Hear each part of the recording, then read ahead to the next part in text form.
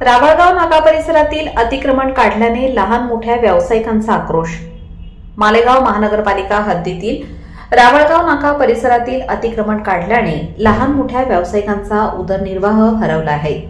बऱ्याच वर्षांपासून महानगरपालिका हद्दीतील रावळगाव नाका परिसरात रस्त्यालगत असलेल्या जागेवर भाजीपाला व फळ विक्रेते, टपरीधारक इत्यादी व्यावसायिक वर्गावर ऐन निवडणुकीच्या काळात अतिक्रमण काढल्याने उपासमारीची वेळ आली असून व्यावसायिकांचा आक्रोश बघावयास मिळाला।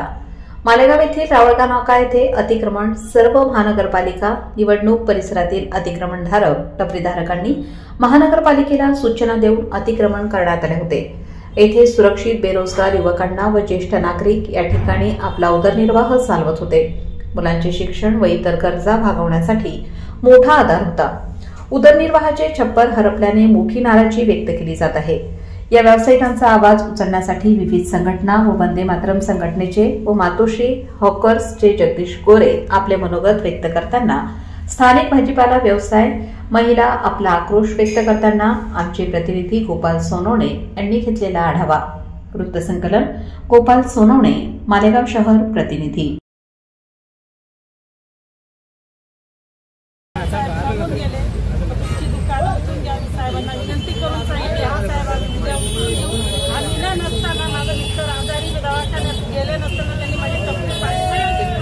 आम्ही इज्जतनी पोट भरत होतो, रोजी रोटी आणि इज्जतनी कमवत होतो। 2 नंबरचा धंदा नाही केला, 2 नंबरचा धंदा केला असं तेव्हा त्यांनी उचलला असतं। आम्ही गरीब लोक पोट भरायचे, कुठं जायचं आम्ही पोट भरायला।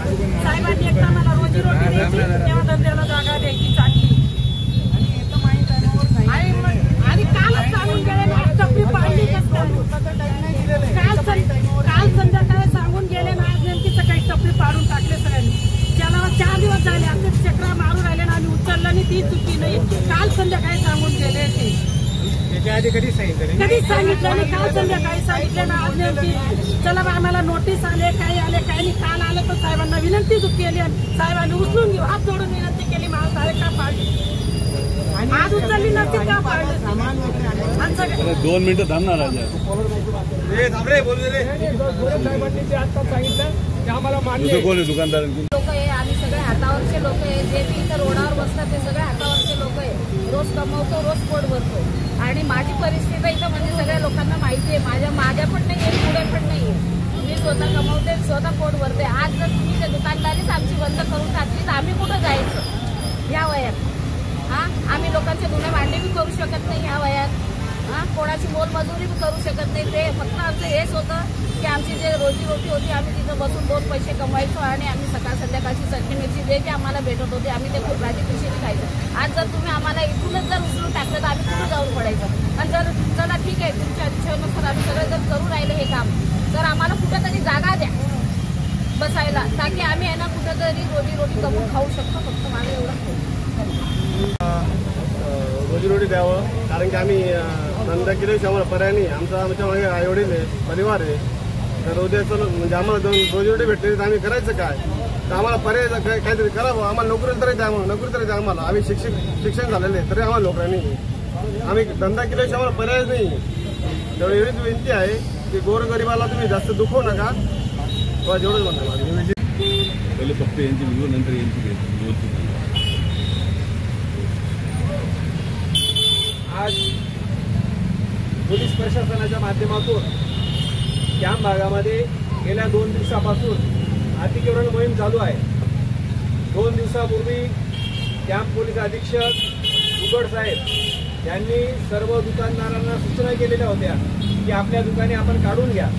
त्या पद्धतीने बऱ्याच लोकांनी दुकाने काढलेल्या आहेत। परंतु आज महानगरपालिका प्रशासन आणि पोलीस प्रशासन आजच्या संयुक्त माध्यमातून अतिक्रमण मोहीम चालू आहे। आणि मी संबंधित अधिकाऱ्यांशी संपर्क साधला असता त्यांचं म्हणणं असं आहे की ही प्रशासकीय कारवाई आहे आणि रोडावर ॲक्सिडेंट होतात, ट्रॉफिक जाम होती, त्यामुळे आमची अतिक्रमण मोहीम आहे। त्यानंतर ही जी जागा आहे पोलीस वसाहतीची जागा आहे, आमच्या जागेत लोक व्यवसाय करतात म्हणून आम्ही ती अतिक्रमण मोहीम राबवतोय। मी आज स्वतः साहेबांना भेटून विनंती केलेली आहे की साहेब आपण अतिक्रमण मोहीम काढत आहात, आनंदाची गोष्ट आहे। जिथं कुठं खरोखर ॲक्सिडेंट होतात, अतिक्रमणाला खरोखर त्रास आहे ट्रॉफिकला, तिथलं अतिक्रमण काढण्याला आमचा विरोध नाही। परंतु आज हे जे सर्व लोक व्यवसाय करतात हे सुशिक्षित बेरोजगार लोक आहेत. आज 2 दिवसापासून त्यांचे रोजगार बुडालेले आणि आता परत या अतिक्रमण मोहीम चालू आहे. आज महानगरपालिकेने येऊन थोडासा अतिथीपणा पण केलेला आहे.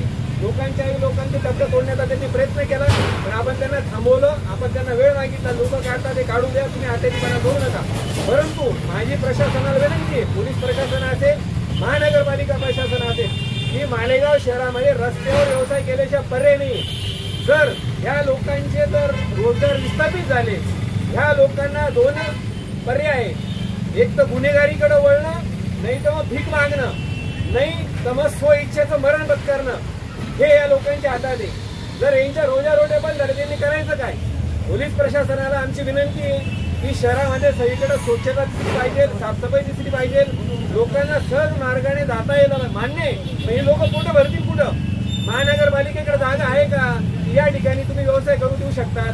कुठं जागा नाही. जिथं जागा आहे तिथं करोडो रुपयाचे गाळे बांधले, तिथं गाड्यांमध्ये लोक कसं काय घेतील? तुम्ही अतिक्रमण धारकांसाठी गाळे बांधा, हॉकर गाळे बांधा, की जो व्यवसाय करतो कोण त्याच्यात भाग घेऊ शकतो. सोमवार बाजाराच्या गाड्यामध्ये ज्यांचा काही संबंध नाही, त्या लोकांनी 4 गाड्या अटकवून ठेवले, भाड्याने दिलेले गाडे.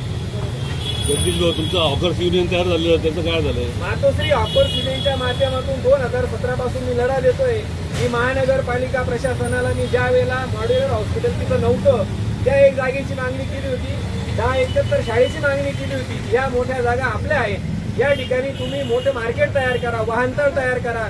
त्याच्यात बीट मार्केट आहे, भाजीपाला मार्केट आहे, इतर व्यावसायिक सायंकाळचे व्यावसायिक आहे, मग चायनीज असेल, पावभाजी असेल, सर्व प्रकारच्या लोकांना त्या ठिकाणी आपण रोजगार देऊ शकलो असतो. परंतु महानगरपालिका प्रशासनाने त्याच्याकडे स्पेशल दुर्लक्ष केलेलं आहे. मग महानगरपालिका प्रशासनाची मानसिकता नाही की या लोकांना चांगल्या ठिकाणी व्यवसाय करू दिला पाहिजे. आणि म्हणून पोलीस प्रशासनाला पण माझी विनंती आहे की साहेब, ठीक आहे तुम्ही कारवाई करणार, परंतु या लोकांचं करायचं काय? आणि 2 दिवस आम्ही वाट बघणार, नाही तर आम्ही जेलभर आंदोलन, नाही तर मग स्वइच्छेचं मरण त्यांच्याकडे मागणार. काय कारवाई साहेब आणि काय सांगा? मी मालेगाव महानगरपालिका माननीय आयुक्त साहेब तसेच पोलीस प्रशासनाचे DYSP कुबल साहेब यांच्या वतीने शहरातील जे रस्त्यावरील आणि खुल्या जागेवरती जे अतिक्रमण झालेले त्याबाबत मालेगावच्या नागरिकांना येण्या जाण्याकरिता तसेच बाकीच्या गोष्टीची जी रहदारीला अडचण होत आहे त्या अडचणीसाठी आपण हे मुख्य रस्त्याचे जे कामं चालू आहे ते रस्ता रुंदीकरण असो किंवा खुल्या जागेवरती वॉल कंपाऊंड असो, या जागेवर जे बेकायदेशीरपणे व्यवसाय करीत आहे त्यांच्याबाबत ही अतिक्रमणाची कारवाई मालेगाव महानगरपालिका पोलीस प्रशासनाच्या वतीने सुरू करण्यात आली. त्यांचं म्हणणं आहे की तुम्ही इंटिमेट केलं नाही त्यांना. इंटिमेट करण्याची काहीची आवश्यकता वाटत नाही, कारण की 4 प्रभागामध्ये खास करून प्रभाग 1मध्ये जे आपला अतिक्रमणाचं गस्ती वाहन आहे तो दैनंदिन शूटिंगमध्ये प्रत्येक प्रभाग 1च्या मुख्य रस्त्यावर गस्ती घालत असताना सूचना देत असतो आणि त्याबाबत प्रत्येक व्यावसायिकाला सूचना देणे हे असं काही बंधन नाही आहे. पण रस्त्यावर अतिक्रमण करत आहे त्यांना पण माहिती आहे की आपण अतिक्रमण जागेवर बसून व्यवसाय करीत आहे, तर प्रत्येक वेळेस आपल्याला सूचना देणे हे नियमानुसार योग्य आहे.